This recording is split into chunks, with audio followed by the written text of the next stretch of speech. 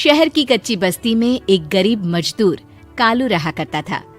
कालू के घर में उसकी पत्नी जानकी थी। जानकी लोगों के घरों में झाड़ू पोछा करके कुछ पैसे कमा लेती थी और वहीं कालू किसी तरह मेहनत मजदूरी करके 2 वक्त की रोटी का जुगाड़ कर लेता था। कुछ दिनों से हो रही बारिश के कारण कालू की मजदूरी बंद हो गई थी। अरे जानकी, इस बार तो बरसात ने हद ही कर दी, रुकने का नाम ही नहीं ले रही। कुछ समझ में नहीं आ रहा, अगर इसी तरह काम पर नहीं गया तो 2 वक्त की रोटी का जुगाड़ कैसे होगा। अरे तुम चिंता क्यों करते हो, बारिश का क्या है, 1 आध दिन में रुक जाएगी और उसके बाद में फिर से काम शुरू हो जाएगा। अरे 3 दिन तो हो गए, बरसात तो रुक ही नहीं रही है और आगे भी रुकने के कोई आसार नहीं दिख रहे। तो क्या हुआ, तुम्हारा काम बंद हुआ है ना। मैं तो अभी भी लोगों के घर झाड़ू पोछा करने जाती ही हूँ। मेरे पगार से कुछ दिन तो निकल ही जाएंगे। अरे घर का खर्चा तो हम किसी तरह चला लेंगे जानकी, लेकिन ये जो छत टपक रही है इसका क्या करेंगे। ये बात तो आपकी सही है। हमारी झोपड़ी अब काफी पुरानी हो चुकी है और इसके छप्पर में भी कई सारे छेद हो गए हैं। रात भर पानी टपकता रहता है। अरे मैं भी इसी बात से बहुत परेशान रहता हूँ। कहीं किसी दिन ज्यादा बारिश आ गई तो हमारी झोपड़ी टूट कर बिखर ना जाए। राम राम राम, ऐसी अशुभ बातें क्यों करते हो।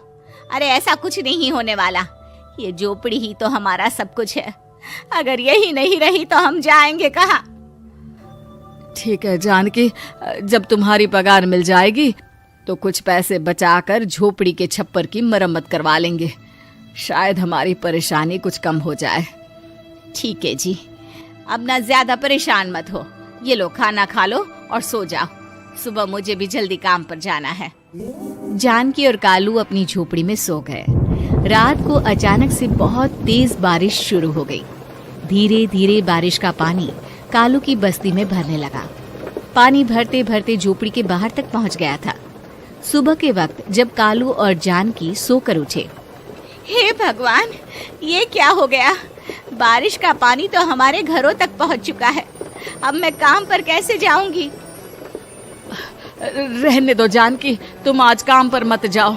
ऐसे पानी से निकल कर जाओगी और बीमार पड़ गई तो लेने के देने पड़ जाएंगे। लेकिन अगर नहीं गई तो मालकिन लोग नाराज हो जाएंगे। आप जानते हैं ना, बड़ी मुश्किल से 1 दिन की छुट्टी भी नहीं देती है। अरे लेकिन जानकी, झोपड़ी के बाहर तो पूरी बस्ती में पानी भरा है, तुम जाओगी कैसे। जानकी जैसे तैसे करके काम पर चली जाती है, लेकिन अगले दिन फिर से बहुत ज्यादा बारिश होती है और बस्ती में ज्यादा पानी भर जाता है। आज तो मैं तुम्हें किसी भी तरह काम पर नहीं जाने दूंगा। अरे अगर तुम्हें कुछ हो गया तो क्या होगा। ठीक है, तुम ठीक ही कहते हो, आज नहीं जाती। अगर मालकिन नाराज हो गई तो मना लूंगी किसी तरह।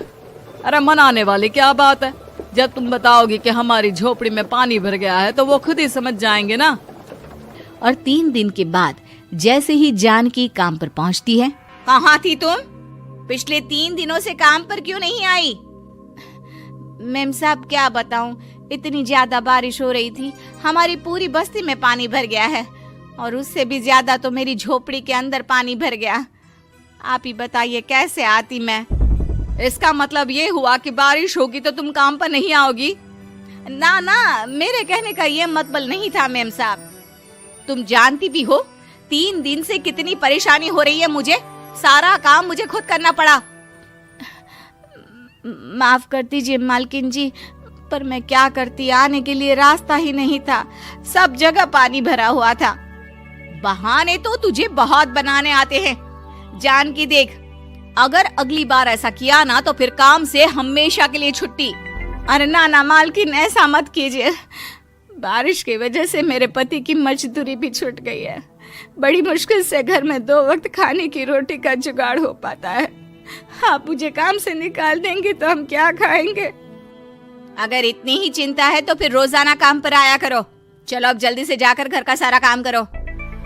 बारिश रुकने का नाम ही नहीं ले रही थी। पूरे शहर में बाढ़ जैसे हालात बन गए थे, लेकिन नौकरी जाने के डर से जानकी किसी तरह रोज काम पर जाती थी।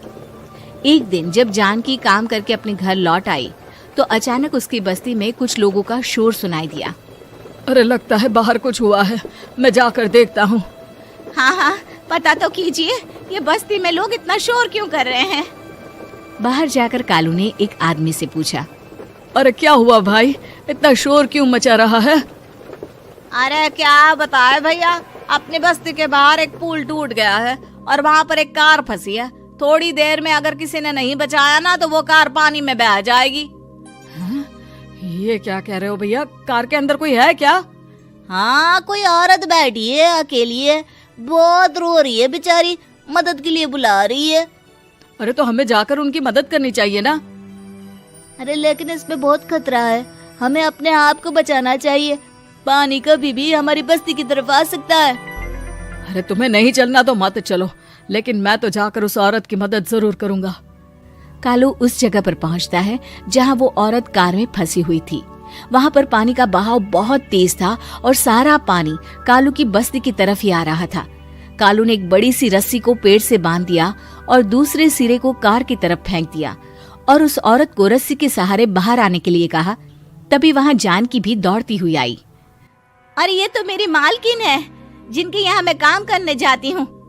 अरे मैडम जी, आप डरिएगा मत, आपको कुछ नहीं होगा। आपकी गाड़ी को भी मैंने रस्सी से बांध दिया है।